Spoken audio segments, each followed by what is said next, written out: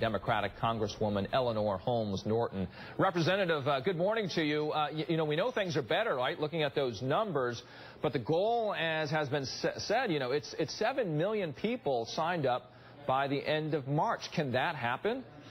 Oh, sure. Look what you saw. You saw double the number that had signed up, sign up on just the days before January 1st. We all do the same thing, last minute. And when that fine is going to kick in, you're going to see people trotting to sign on like you've never seen it before. What tells you that might happen? Let me tell you what tells me.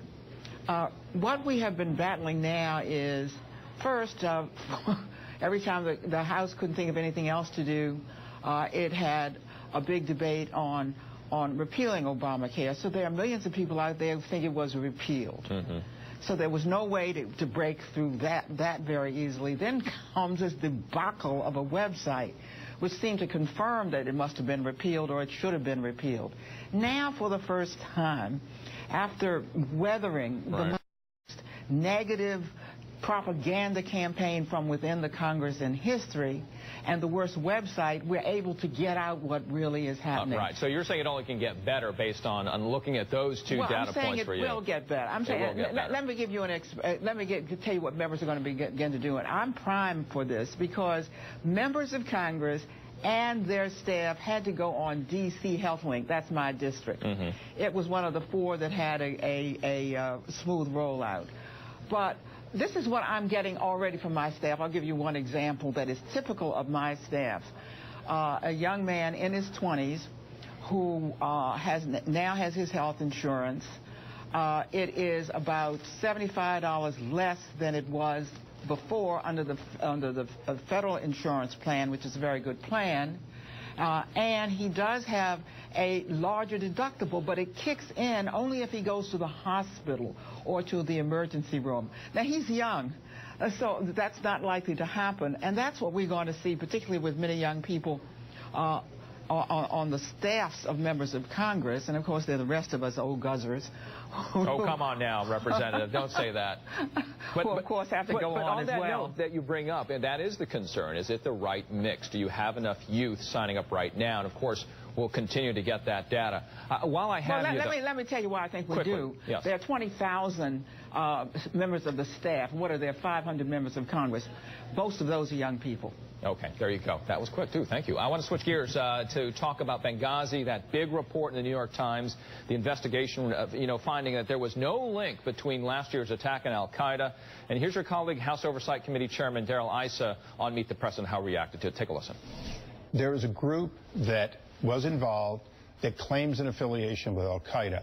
Now, al-Qaeda is not a central command and control. It was, in fact, a loose group that could take general statements and act on them.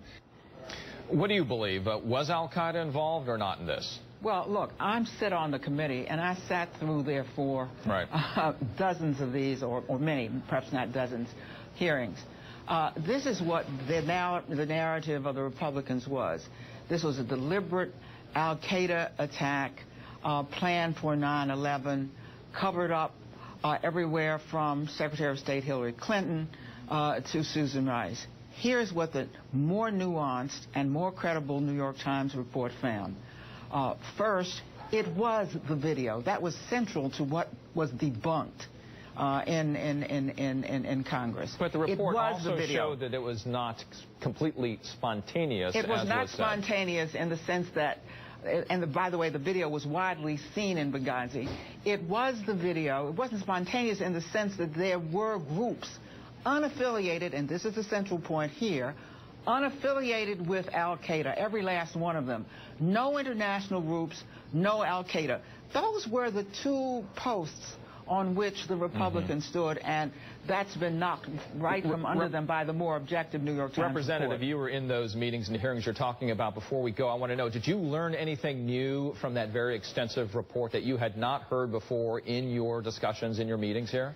Certainly a new emphasis that the intelligence spent too much time, isn't this the opposite of the Republicans, too much time on looking at al-Qaeda and al-Qaeda type actions when that's what wasn't happening in Libya. And they did not put enough time on the local militias, some of which, by the way, were guarding the Americans in Benghazi. All right. I appreciate your time, Congresswoman Eleanor Homes Norton. You have a great holiday.